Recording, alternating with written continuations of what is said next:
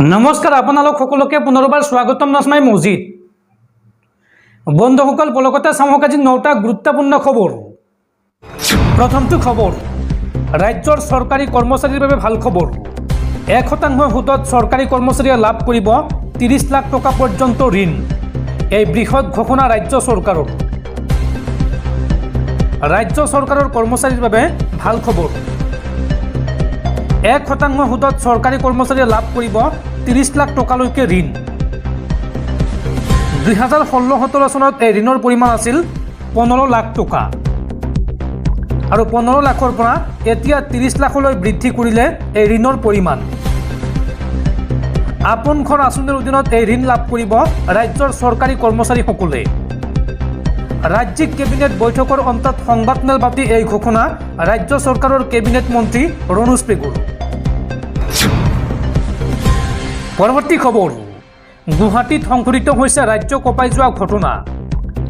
জালুকবাৰী উৰণ সেতুৰ পৰা অপহৰণ কৰা হৈছিল প্ৰেমিকাসহ এজন যুৱকক আৰু অপহৰণকাৰী দলটোৰ বিৰুদ্ধে অভিযান চলাবলৈ গৈ আহত হৈছে বাইহাটাৰ অচিসহ দুজনকৈ আৰক্ষী।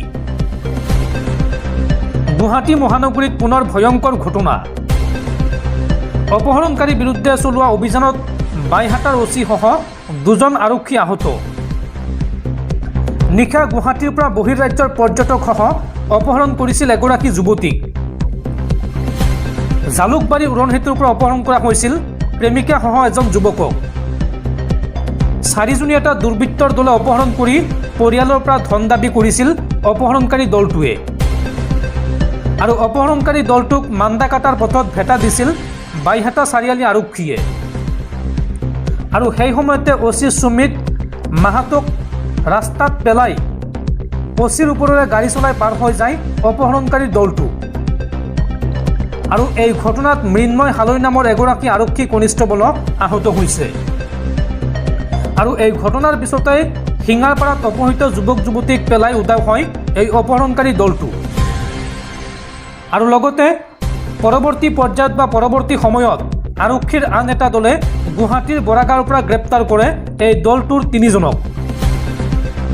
গ্ৰেপ্তাৰ কৰা হৈছে নলবাৰীৰ ৰমজান আলী, মফিজুদ্দিন আলী আৰু জহিৰ আলী নামৰ অপহৰণকাৰী 3টাক আৰু লগতে জব্দ কৰা হৈছে অপহৰণকাৰীৰ AS01 QC 9447 নম্বৰৰ এখন চুইফ্ট ডিজায়াৰ বাহন আৰু লগতে অপহৃত গোৱালপাৰাৰ ৰংজুলিৰ যুৱতীগৰাকী আৰু বাংগালুৰুৰ প্ৰেমিকক উদ্ধাৰ কৰা হৈছে।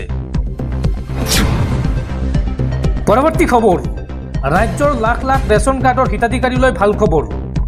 বানপানীৰ সময়ত আপুনি এতিয়ালৈকে ৰেচন সংগ্ৰহ কৰিব পৰা নাই নেকি? যদি আপুনি এতিয়ালৈকে এই মাহৰ ৰেচন সংগ্ৰহ কৰা নাই তেন্তে আপোনালৈ ভাল খবৰ। 10 তাৰিখৰ পৰিৱৰ্তে 15 তাৰিখলৈ বৃদ্ধি কৰা হৈছে ৰেচন বিতৰণৰ দিন, অৰ্থাৎ আপুনি 15 জুলাই পৰ্যন্ত সংগ্ৰহ কৰিব পাৰিব ৰেচন। এই কথা জনাইছে ৰাজ্য চৰকাৰে। দৰ্শকসকল আৰু বহুতো গুৰুত্বপূৰ্ণ খবৰ আছে।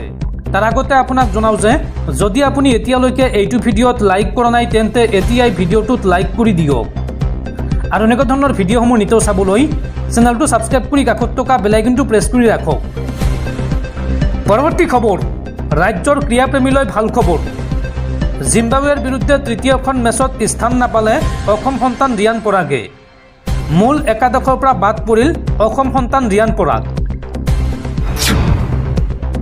পৰৱৰ্তী খবৰ, অৱশেষত কমতাপুৰ স্বায়ত্তশাসিত পৰিষদৰ মুখ্য কাৰ্যবাহী সদস্যৰ পদ ত্যাগ কৰিলে গকুল বৰ্মনে। মুখ্যমন্ত্ৰীৰ নিৰ্দেশৰ পাছতে পদত্যাগ গকুল বৰ্মনৰ। উল্লেখযোগ্য যে বৰ্মনৰ বিৰুদ্ধে উত্থাপন হৈছিল দ্বিতীয় বিবাহ কৰোৱাৰ অভিযোগ। পৰৱৰ্তী খবৰ, বুধবাৰে পুনৰ অনুষ্ঠিত হৈছিল ৰাজ্য চৰকাৰৰ কেবিনেট বৈঠক আৰু এই কেবিনেট বৈঠকত লোৱা হৈছে কেইবাটাও গুৰুত্বপূৰ্ণ সিদ্ধান্ত। কি সিদ্ধান্ত লোৱা হৈছে কেবিনেট বৈঠকত চাওঁ আহক।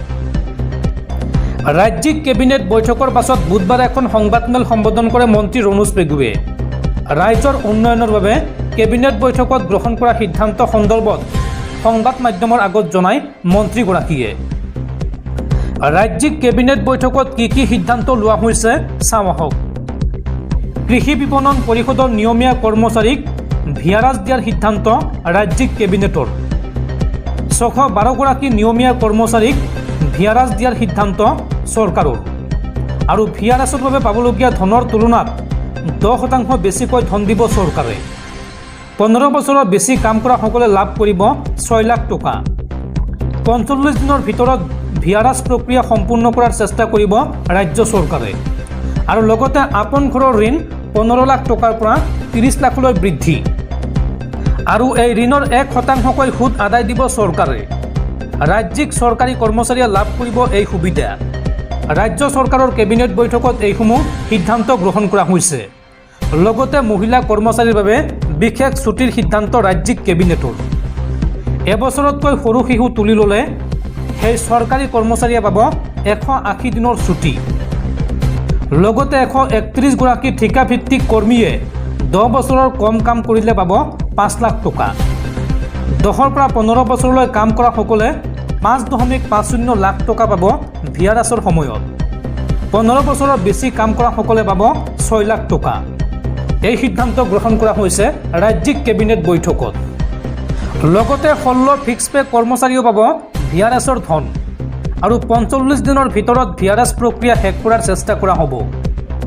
বুধবাৰে অনুষ্ঠিত হোৱা ৰাজ্যিক কেবিনেট বৈঠকত এইসমূহ সিদ্ধান্ত গ্ৰহণ কৰা হৈছে। পৰৱৰ্তী খবৰ, আজিও অপৰিৱৰ্তিত ৰাজ্যৰ বান পৰিস্থিতি। বানপানী কিছু কমিছে যদিও এতিয়াও ৰাজ্যত 17 লাখৰো অধিক লোক বানপানীত ক্ষতিগ্ৰস্ত হৈ আছে। ৰাজ্যৰ বান পৰিস্থিতি ভয়াৱহ হৈয়ে আছে। মঙলবাৰ আৰু 7জন লোকৰ মৃত্যু হোৱাৰ খবৰ প্ৰকাশ পাইছে। ফলত চলিত বৰ্ষৰ বানপানী, ভূমিস্খলন আৰু ধুমুহাৰ ফলত মুঠ মৃতকৰ সংখ্যা 92 জনলৈ বৃদ্ধি পাইছে। অসম ৰাজ্যিক দুৰ্যোগ ব্যৱস্থাপনা কৰ্তৃপক্ষ চমুকৈ ASDMৰ তথ্য অনুসৰি ক্ষতিগ্ৰস্ত লোকৰ সংখ্যা 17.7 লাখলৈ হ্ৰাস পোৱাৰ পাছতো পৰিস্থিতি সংকটজনক হৈয়ে আছে। দুৰ্যোগ ব্যৱস্থাপনা কৰ্তৃপক্ষৰ বুলেটিন অনুসৰি শেহতীয়াকৈ অসমৰ কাছাৰ, ধুবুৰী, ধেমাজি, দক্ষিণ চালমাৰা, নগাঁও আৰু শিৱসাগৰ জিলাত মুঠ 7জন লোকৰ মৃত্যু হৈছে। কেৱল বানপানীতে 79জন লোকৰ প্ৰাণ হেৰুৱাইছে আৰু বাকী লোকসকলৰ মৃত্যু ভূমিস্খলন আৰু ধুমুহাৰ ফলত হৈছে। ৰাজ্যত বানপানীৰ প্ৰভাৱ কিছু হ্ৰাস পাইছে। তথাপিও ৰাজ্যৰ 26খন জিলাত বৰ্তমান 17,17,599 জন লোক ক্ষতিগ্ৰস্ত হৈছে। যোৱা শুকুৰবাৰে তথ্য অনুসৰি ৰাজ্যৰ 27খন জিলাত 18,80,700 লোক ক্ষতিগ্ৰস্ত হৈছিল। পৰৱৰ্তী খবৰ, ভাৰতৰ ইতিহাসত প্ৰথমবাৰৰ বাবে দুৰ্নীতিৰ অভিযুক্তৰ তালিকাত ৰাজনৈতিক দলৰ নাম। আপৰ বিৰুদ্ধে 45 কোটি টকা লোৱাৰ অভিযোগ ইডিৰ। দিল্লীৰ সুৰা কেলেংকাৰী গোচৰত ৰাউছ এভিনিউ আদালতত বলবৎকাৰী সঞ্চালকালয় বা ইডিয়ে সম্পূৰ্ণ চাৰ্জশ্বীট দাখিল কৰিছে। অৰবিন্দ কেজৰিৱাল আৰু আম আদমি পাৰ্টিৰ নাম ক্ৰমে 37 আৰু 38 নম্বৰ অভিযুক্ত হিচাপে উল্লেখ কৰা হৈছে। ভাৰতত দুৰ্নীতিৰ গোচৰত কোনো ৰাজনৈতিক দলৰ বিৰুদ্ধে অভিযোগ উত্থাপন হোৱাৰ নজিৰ নাই। ৰাজনৈতিক দলৰ পুঁজিত উৎকোচৰ ধন জমা হোৱা সন্দৰ্ভত আদালতত অভিযোগনামা দাখিল কৰা হৈছে। 2022 চনৰ গোৱা বিধানসভা নিৰ্বাচনত আম আদমি পাৰ্টিয়ে 25 কোটি টকা ব্যয় কৰিছিল বুলি অভিযোগনামাত ইডিয়ে প্ৰকাশ কৰিছে। ইডিৰ দাবী, দলৰ উচ্চপদস্থ কেজৰিৱালৰ সন্মতি সাপেক্ষে সকলো কাম কৰা হৈছে। কেন্দ্ৰীয় তদন্তকাৰী সংস্থাটোৱে অভিযোগনামাত বিভিন্ন তথ্যসহ দাবী কৰিছিল যে দিল্লীৰ মুখ্যমন্ত্ৰীয়ে এই সমগ্ৰ দুৰ্নীতিৰ মাষ্টাৰ মাইণ্ড। প্ৰবীণ সুৰা ব্যৱসায়ী বিজয় নায়াৰৰ পৰামৰ্শ মতে সৃষ্টি কৰা হৈছিল সুৰা নীতি আৰু অৰবিন্দ কেজৰিৱালৰ সৈতেও নিয়মীয়া সংস্পৰ্শত আছিল ব্যৱসায়ীগৰাকী। এই গোচৰৰ অভিযুক্ত দুজন, এজন হৈছে দিল্লীৰ মুখ্যমন্ত্ৰী অৰবিন্দ কেজৰিৱাল আৰু আনজন প্ৰাক্তন উপমুখ্যমন্ত্ৰী মনীষ সিসোদিয়া। বৰ্তমান তিহাৰ কাৰাগাৰত আছে। আন এটা তদন্তকাৰী সংস্থা CBIয়েও গ্ৰেপ্তাৰ কৰিছে অৰবিন্দ কেজৰিৱালক আৰু বুধবাৰে ইডিয়ে অভিযোগনামা দাখিল কৰাৰ পাছতে দিল্লীৰ মুখ্যমন্ত্ৰীৰ মুক্তি অধিক কঠিন হৈ পৰা বুলি অনুমান কৰা হৈছে। পৰৱৰ্তী খবৰ, ওদালগুৰি জিলা আৰু সত্ৰ ন্যায়াধীশ আদালতৰ ঐতিহাসিক ৰায়দান। হত্যাৰ অভিযোগত অভিযুক্ত এইগৰাকী ব্যক্তিক যাৱজ্জীৱন কাৰাদণ্ডৰ ৰায়দান আদালতৰ। ওদালগুৰি জিলা আৰু সত্ৰ ন্যায়াধীশৰ গুৰুত্বপূৰ্ণ ৰায়দান। হত্যাৰ অভিযুক্তক যাৱজ্জীৱন কাৰাদণ্ডৰ ৰায়দান আদালতৰ। লাল মিয়া নামৰ অভিযুক্তটোক যাৱজ্জীৱন কাৰাদণ্ডৰ শাস্তি আদালতৰ। উল্লেখযোগ্য যে পত্নীক হত্যা কৰা অপৰাধত অপৰাধী লাল মিয়া 2015 চনৰ 27 জানুৱাৰীত ওৰাং চুবুৰা চুবুৰীত সংঘটিত হৈছিল এই জঘন্য ঘটনা।